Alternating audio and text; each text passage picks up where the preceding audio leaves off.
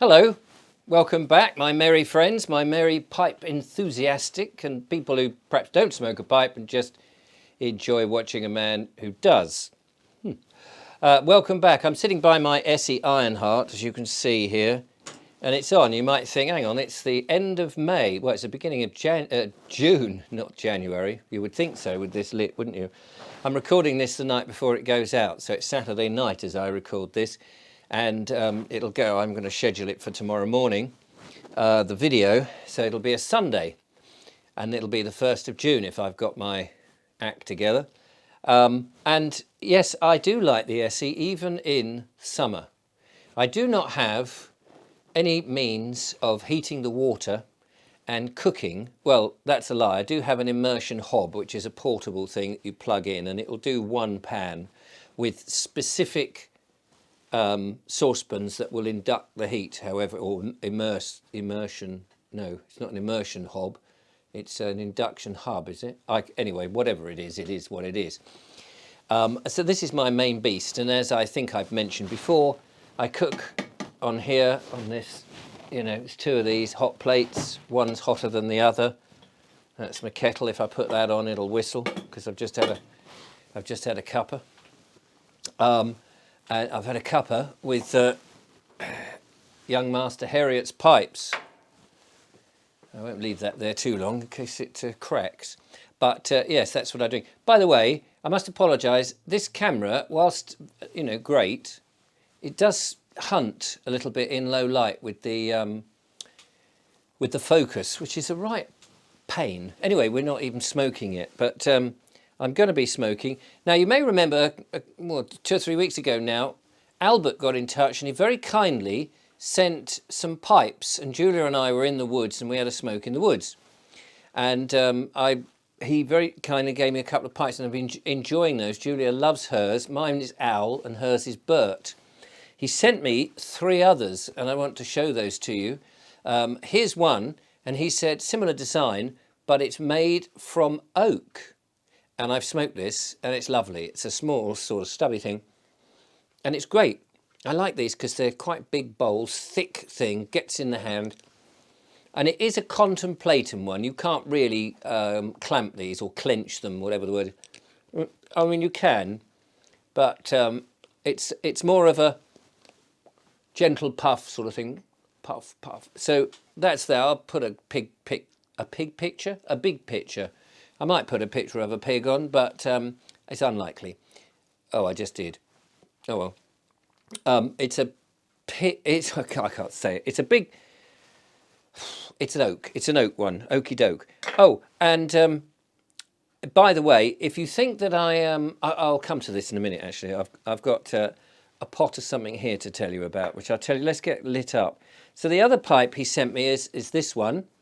I'll put a picture up, and on it, it says it's got Golden Gate 303 GG written on it. I don't know anything about it. It's a lovely one.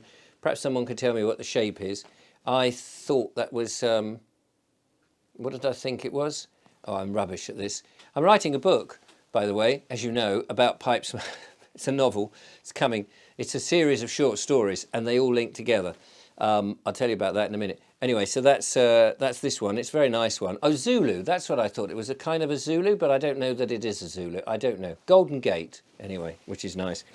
And then this one here, which I'd love to know the shape. It's lovely shape, this one. It's kind of a bit like a volcano shape, but I don't suppose that's what it is. It's like a pot. You know, a bit like an old-fashioned potty that you used to wee in at night and throw the... do you remember doing that? You were too young. Yeah, and that's the one I'm going to smoke. So this one is... what does that say? It just says London, England. It's got a number, 1772. I don't think it was made in 1772. Wouldn't it be lovely to have a pipe that that's old? Oh, it's a Dr. Plum. There we are. It's a Dr. Plum. I say, old chap... Dr. Plum, don't you know? Yes, do know, actually. I'm going to move this, because I've drunk, ouch, that's warm, just in case I get anything. Now, what am I going to smoke today? I'm smoking this old Dublin. Now, if you like a nicotine hit, and if you like your brains blown out, and you want to be sitting there in a stupor for a few minutes, as you're going, this is for you. Now, I actually like it. I do like a nicotine hit, but the first time I smoked this one, which was only a couple of days ago, I wasn't quite prepared for the rush, and now I smoke it a little bit more gently because now I know what it's like. This is there's no topping on this. There's none of that mucking about. It goes straight into it. As far as I know, I mean, you could correct me. I haven't done any. I'm a bit lax. I've been so busy with other things, so I haven't done any special research, so I can't tell you what's in it. And people maybe in the comments can tell me. Peterson's Dublin, what is it? Old Dublin, which again, I've covered up the crappy government health warning business that we don't need to worry about because they lie, don't they? They interfere. They just interfere with your life. They want to run everything. They want to extract the money from you. They want to control you. They are a nuisance. They are a real parasite on having fun. So that's what I'm going to smoke. My trusty lighter, which I've forgotten the name of the gentleman who sent it from Ireland now. It wasn't Albert, because that was Albert, but a nice chap with a nice name, and I really appreciate it. I've been using this a lot. Look at that, straight off. So let's get this going. There we go. As you can see, it smokes well. Sometimes, you know, you light the pipe and it lights and you don't have to bother. Sometimes, I'm just going to move this light around a bit, and sometimes it's a bit of a pain. Anyway, it's always a pain though, of course, when you're talking, because you're not, you know, when I normally smoke a pipe, I'll be sitting like this, perhaps by the fire,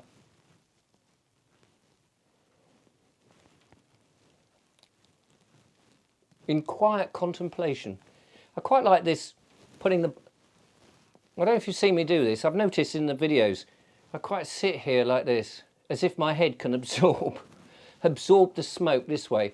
I don't stuff it in my ear, that would be stupid. But up here, I kind of sit here like this. It's all very pretentious, but I'm not doing this. I don't intend to do it in the videos and such, but I'm just sitting at home on my own, just, you know, got to be careful I don't poke my eye out. And talking of eyes, you may not know, you may know, I've actually got an eye missing. I lost an eye. It's a 4-year protected thing. I've got videos about that on my other channel. Terrible business. It was awful. Anyway, very often the eye seems to close, and I've had a comment from somebody, and I can't remember if it was on this channel or my sister channel or brother channel, in which somebody said, oh, you need to go and see a doctor, or you need to go and see an eye specialist because it looks like your eye is closing, perhaps you're losing control of the muscles, which is very nice. Thank you very much, whoever it was who said that. Because what they didn't realise, and I never heard from them again, was that that's a false eye. It's a prosthesis, and I've had a whole eye operation, and if it wasn't for the prosthesis, the eye would actually close and heal up, apparently, they say. But when I'm tired, the eye does start to close. And then I get a lot of what I call pug in the mornings, and sometimes it gets a bit weepy, it crystallises, and I've got this sort of what I call pug, or you know, crystallized, sleepy, you know, whatever. And what do you think of the pipe? It's great. I like this pipe. I like them all. I like all my pipes. I'm still smoking Chris Herriot's pipe, by the way. Oh, his cup's gone. That's odd. Oh no, I took it off, didn't I? Oh yeah. Oh, and look, I've got bananas here. That's not because I'm going bananas, although I probably am. The lovely Julia makes amazing banana cake. And I've got some in this tin. I don't know if you can see it over here. Can you see it? In there, banana cake. Absolutely beautiful. Anyway, back to the eye. Now, here is some eye oil. Note the word oil. Oil, you don't actually put it in the eye, you put it around the eye. And I was speaking to somebody. Have you heard of Barbara O'Neill? She's quite famous, especially on the internet, as a holistic natural remedies lecturer, I suppose. She does lectures all around the world. She's extremely famous. People go to her seminars and summits and pay good money to go and listen to her no-nonsense, back-to-earth, basic stuff. And she's lovely. She's lovely. She's 71 or 72. She spends 10 months of the year on tour and only 2 months at her home in Australia. She can't practice in Australia. This is just normal holistic stuff. It's nothing dodgy. She's not a snake oil salesman or anything. She'll talk about castor oil compresses to help certain problems on your legs go down, or on your skin and various things. Anyway, last week, Julia and I were there. That's where we were when I filmed that lovely house. We were at one of the summits, and I was compere. I was the master of ceremonies doing, ladies and gentlemen, thank you very much for coming around. Now, amazing on stage, the one and only Barbara O'Neill. And I'd bring her on. We didn't do much banter or anything, but she would come on and do that, and then she would do a lecture and I would take her off, and other speakers who were there supporting her would come on and what have you. And then if there was a lull, I'd do a little bit of something silly. And in fact, one evening I did my a sort of comedy routine, included a bit of mime, walking on the spot on a table, and various comedy things, my comedy suitcase, mime suitcase thing that I do. And of course I talked about the time I met the Queen when I was dressed as an overgrown schoolboy at an event, and she shook my hand and said, "And why are you dressed like this?" Anyway, it's a story in itself. I won't bore you with it now. Anyway, Barbara O'Neill, lovely lady, I made her laugh. I made her laugh so much she was actually weeping with laughter. It was so lovely. And it was all to do with an hockey strap. Well, you know what an hockey strap is, don't you? An hockey strap. You know what an hockey strap is? She said to me, do you know what an hockey strap is? Because she's Australian. Do you know what an hockey strap is? And I said, what? An hockey strap. I said, no, not really. An hockey strap. I said, yes. Hockey strap. I said to her, it doesn't matter how many times you tell me, Barbara, I still am not clear of what it is. Anyway, turns out it was a bungee strap, but this became a bit of a running joke. Amongst other things, she was laughing so much. And her PA came up to me afterwards and said, there's only 2 people have made her laugh like that. One is her husband, and the other one's you. So I took that as a huge honour. Anyway, I mentioned about my eye business, and she very kindly gave me this oil, this eye oil. I said. And she says, rub it well in, and it works wonders. Well, let's hope it works. It does, actually. So if I look like I'm crying or a bit weepy here, oh, blue lights have gone past. They're probably coming to take him away. Ha ha, hee hee, ho ho. Yeah, I'm not surprised. If it looks like that, it's just that the oil is a bit glistening-y. But I've tried it for a few days, and it does work. It manages to sort of revive the eye and keep it open, which is what I need. I'm supposed to go every year to have my eye polished. I think I may have mentioned this before. Well, I don't. I can't stand going to hospitals anymore. I know Father John went to a hospital, and he had a bit of an issue with them, just trying to get in, trying to find the entrance. And I spent a long time in the eye hospital for 4 years, having chlorhexidine shoved into my eye. And in the end, they gave me 3 corneas, 3 dead men's corneas, one of which started to peel off because the stitches weren't working. I tell you, it's very painful. And then eventually they whipped the eye out and gave me this a prosthesis. It was a bit more detailed than that, as you can imagine.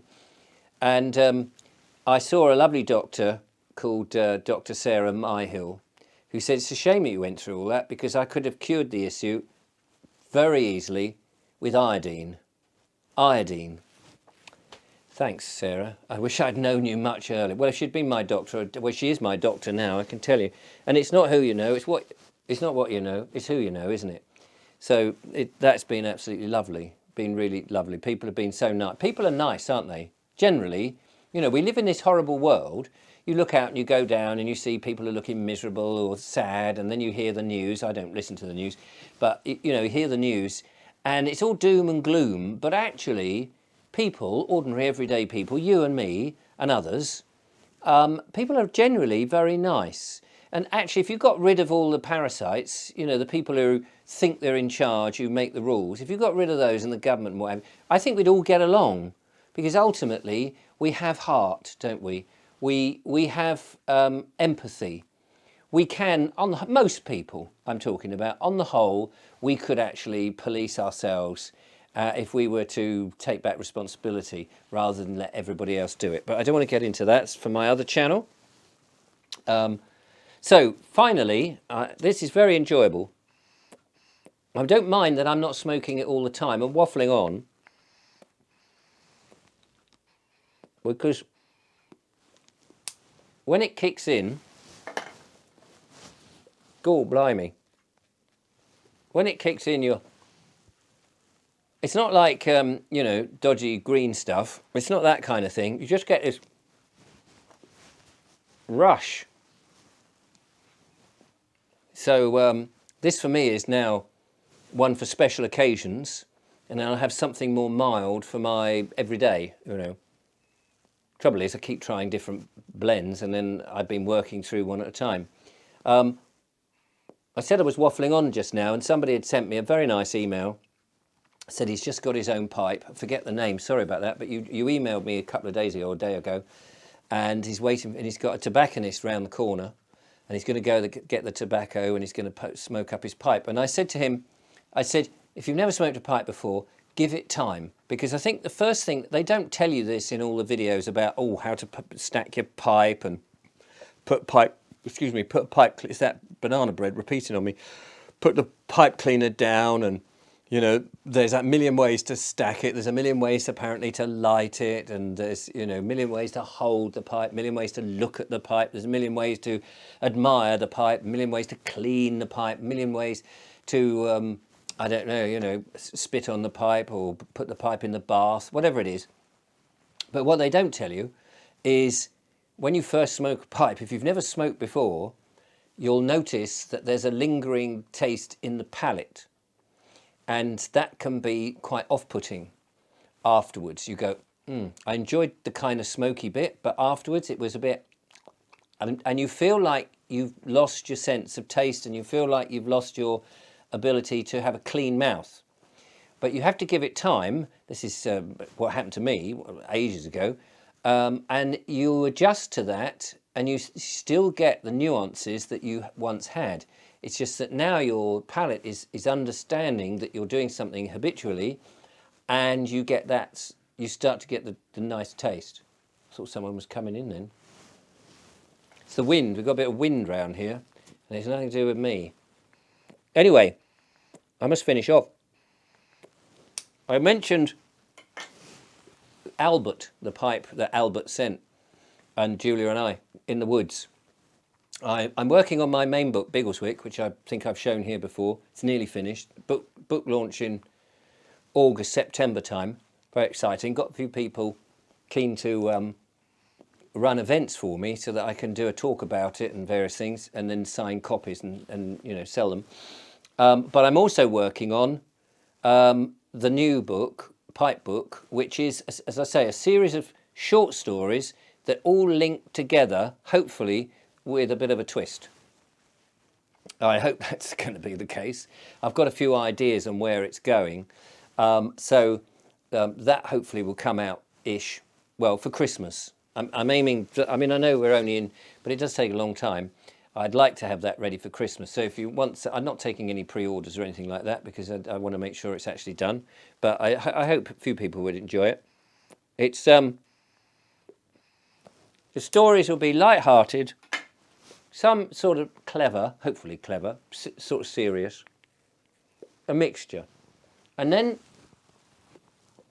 I will finish. How long have we done? I can't see, bear with me. 20 minutes. It's very hot sitting right by the fire. And I wouldn't normally sit this close, to be honest with you. I normally sit in the kitchen when I'm on my own, if Julia's not here, and read. I love reading.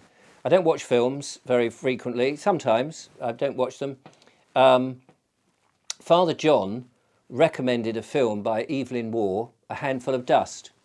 And I did watch that. I don't have Netflix or Amazon Prime, but there are ways and means that you can access certain things if you know the right people, backhander here or borrow a DVD or whatever it is. Anyway, somehow or other, I managed to stumble across the film, and Julia and I watched it, and it was very good, apart from the end.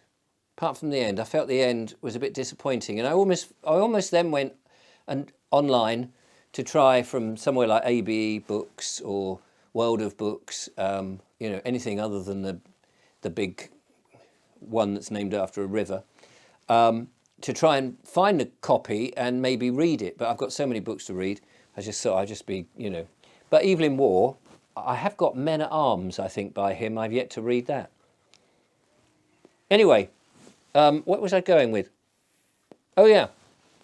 So, I'm losing the thread a bit here. Somebody said in one of my videos, oh, poor show, Richard, when I had all the washing hanging about, it says, oh, it's terrible, dreadful, one of your worst, you're absolute crap, you're scum, smoking your pipe in the kitchen, you're absolute, the slob, you're really slob, bad show.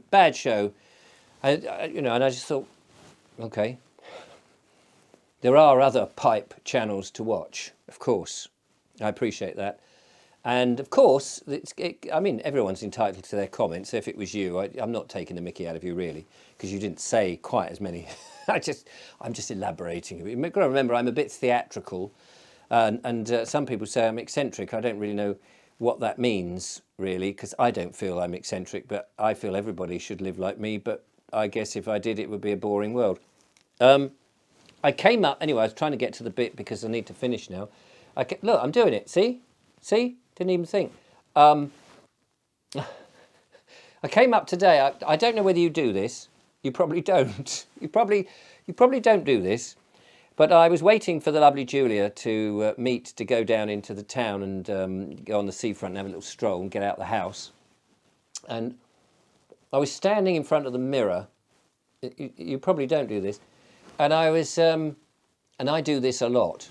I was talking to myself in characters, and I suddenly, Frank and Hilda, God knows why, Frank was peering out Hilda was peering out the window, and she said, look at that, somebody's parked this dirty old car in front of our house. And Frank gets up from the paper, and he comes over, and I'm sort of trying to go, oh yes, not doing the commentary, because that's all in my head, going, what do you mean, darling? There's a car right in front of our drive. How can they park that right there? How inconsiderate. Oh, let me have a look. He goes to look, and he's looking out the window. He goes, ah, yes, I meant to tell you about that. What do you mean? Well, I went down to the garage to get a spanner, and I came back with a Morris Traveller. Good gracious, what on earth do you do that for? What have you done? I thought we could go on holiday, you see. What, in that? Well, I know it needs a bit of a buff up, but it probably needs a bit of a service, which is, of course, I forgot to buy the spanner in the end. But anyway, I thought we could go, get a Sprite caravan and go for a little meander on holiday. I think I've got... But anyway, I rattled off much better than what I'm doing it now, because it's always the second time. It sounds a lot worse, doesn't it? But anyway, I do that a lot. I'll make up characters and have these conversations with myself. I am a bit odd. And then I thought, actually, there's a book here, comedy book, a bit Nuts in May. If you've never seen Nuts in May with Roger Slowham and Candice Marie, what was her name? The actress who was Candice Marie. Come on, Candice Marie. I don't know whether we should do that, Keith. Oh, brilliant. Bit Nuts in May, but I called it. I've called it already. I just wrote notes down to say this is a book to be written in the future, maybe for next year. Up a hill with a caravan. I won't tell you too much about it. It's just that's a relevant thing for the ideas that suddenly came flowing. I was writing all these ideas, and then Julia said she's off, and I had to go and leave it, and there it is. And maybe it won't happen. Maybe it won't happen. But of course, he'll be a pipe smoker sitting at the steering column of a Morris Traveller, you know, the one with the wood and stuff. We used to have a Morris Traveller, and it's their adventures. And there's two couple, and then there's already I was seeing the main plot part of it, but it will be a sort of miscellaneous. What I like, I tell you what I like. I like sort of the normal, irrelevant things in life focused on. So, you know, finding humour and finding fun in mundane. So going on holiday, you might think, you know, it's like, it's not gangsters or aeroplane crashes, but it's the mundane things that most people can associate with, I think is the heart of what I like to do. And that's not the case in Biggleswick, funnily enough, but I've got another one called Mucklebunt, which is a semi-fantasy thing, which I shall tell you about another time. And so anyway, that's that. But going back to the... Sorry, I'm all over the place. Oh, Richard, you can't just stick to your theme? What's the matter with it? That tobacco gone to your head? Yeah, probably. I'm going to release one of the short stories from this series of short stories. I already have a title. I don't want to give that away yet, because it kind of... Anyway, I'll give away probably the first story is A Smoke in the Woods, and I've got that. It's about 5,000 words. It's only a short, or 6,000 words or something, and I'm going to record it, and I'll put a link so you can download it as an MP3 to entice you, or not, to the rest of the book for Christmas. Anyway, I'm going to leave you now. So, thank you so much for watching, if you did. And if this has frustrated you beyond measure, well, this is the thing about pipe smoking, is that we're supposed to be more patient, we're more humane, we're more intelligent, sophisticated, cultivated, and urbane, whatever all that lot means. And we're probably not really. So, thank you for watching, and I will see you next time. And thank you, Albert, for your wonderful pipes, of which I'm enjoying Dr. Plum. Till next time, ta-ta.